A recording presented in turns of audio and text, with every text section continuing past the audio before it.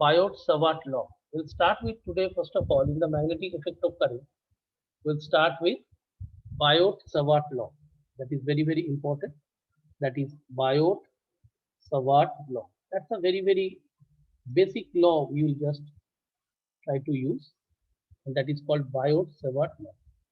Now, what is Biot-Savart law? First of all, let me explain.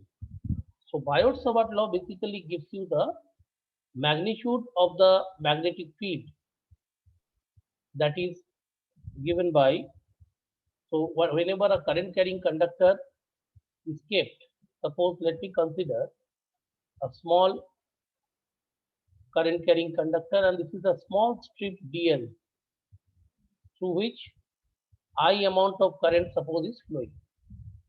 So here this dl part which I am trying to tell you, this dl part is basically the current element. So I into dl, this will known as current element. Once I was discussing before, I told you this is very much analogous to the, you can say, pole strength of a magnet. This is very much analogous to that. Now this current carrying conductor, due to this current carrying conductor, there will be a magnetic field over here, and at this point P, we want to find out, suppose, the magnetic field intensity. This P is at a distance of r from this current element, and this angle of inclination is theta. So then what can I write?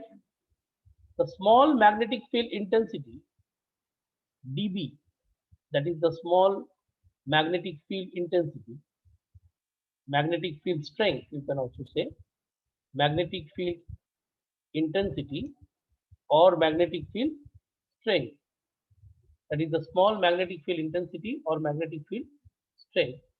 So that is given by, you can say, magnetic field intensity, that is dB. Now magnetic field intensity at this point P, dB, is directly proportional to the magnitude of the current. dB is directly proportional to the length of the current element. dB directly proportional to sine theta, and also dB is inversely proportional to the square of the distance. So according to Biot-Savart law, that means the magnetic field intensity due to this small current element at a point P, which is at a distance r and inclined at an angle theta, is given by dB is directly proportional to I, dB directly proportional to dl, dB directly proportional to the sine theta, and dB is inversely proportional to the square of the distance. Combining these four, you get dB is directly proportional to I dl sine theta by r square. Am I clear to all? So dB is directly proportional to I dl sine theta by r square. Now dB is equals to, therefore we can write mu upon 4 pi I dl sine theta by r square. Here this mu naught, rather I should say, is the permeability of free space, is the permeability of free space. So this is a very, very interesting topic. So dB is equals to mu naught by 4 pi ideal sine theta by r square, and where mu naught is called the permeability of the free space, and it is absolutely the permeability, means the permeability of medium, that is equals to mu naught, and that is equals to permeability of free space, and its value is, let me write down, its value is mu naught is equals to 4 pi into 10 to the power minus 7, and its unit will be your Tesla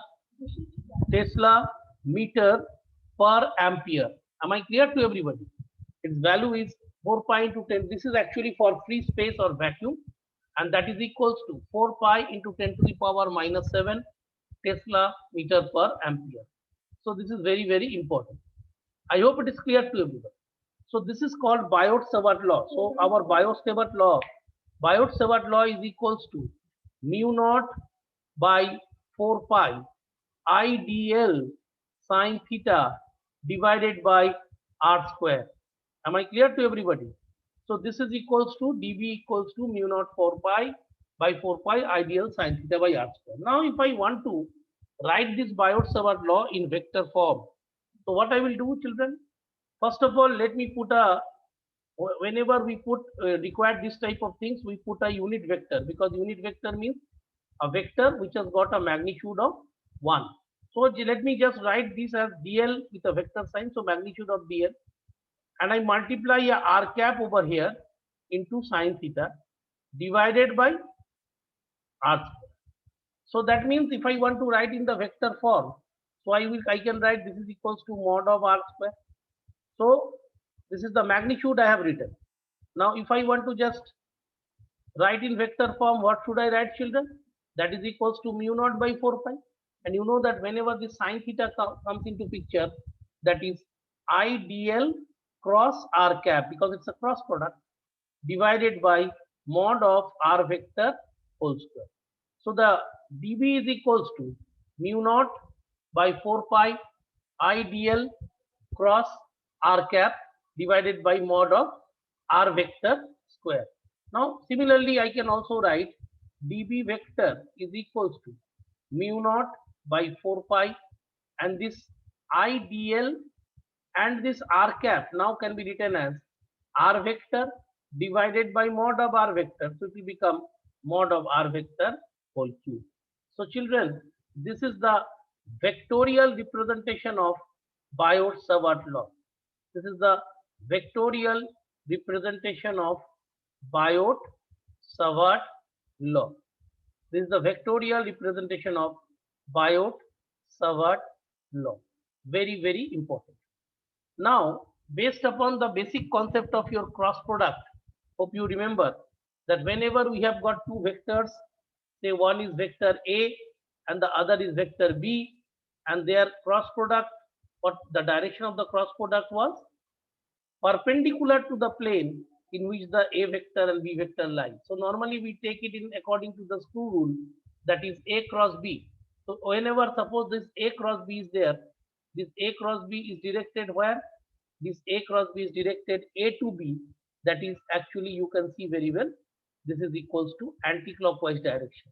If it is anti-clockwise direction, then the direction of A cross B will be away from the plane of paper.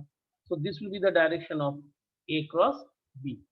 Similarly, in this case also, suppose you are having dB. So this is dB is equals to mu by 4 pi. I have already discussed. This is equals to IDL cross R divided by mod of R whole cube. Now children, if this particular, suppose you are having a current carrying conductor like this, and the direction of the flow of current is clockwise, so naturally the direction of the magnetic field will be towards the plane of paper. Please remember it. So this will be I, so this will be your direction of your magnetic field. So direction of the magnetic field, this is current is flowing clockwise, direction of the magnetic field will be towards the plane of paper, or perpendicular to the plane in which the conductor is there, but will be towards the plane of paper. So you may remember like this, clockwise is very much analogous to, that means it is equal to, that is absolutely the current, the direction of the magnetic field. Clockwise current will be towards, okay, clockwise current will be towards, and very, very important children, whenever it is towards, it will be denoted by cross. So clockwise towards denoted by cross.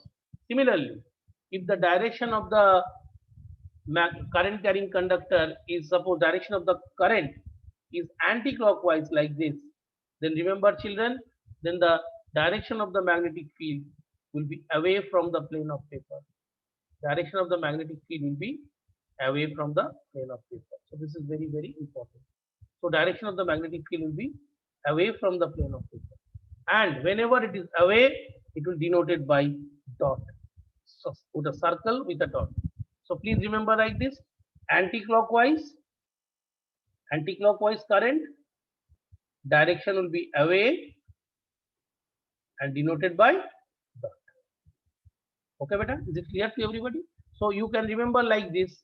You can easily remember like this. CTC, when clockwise towards cross, AAD, anti-clockwise away dot.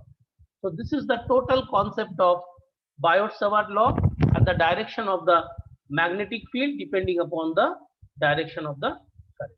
So this is very, very important, which I tried to tell you. I hope it is clear to everybody, and this is Biot-Savart law I tried to tell. And this is the vectorial representation of Biot-Savart law. Children, this is very, very important. Okay. So I think it's clear to everybody.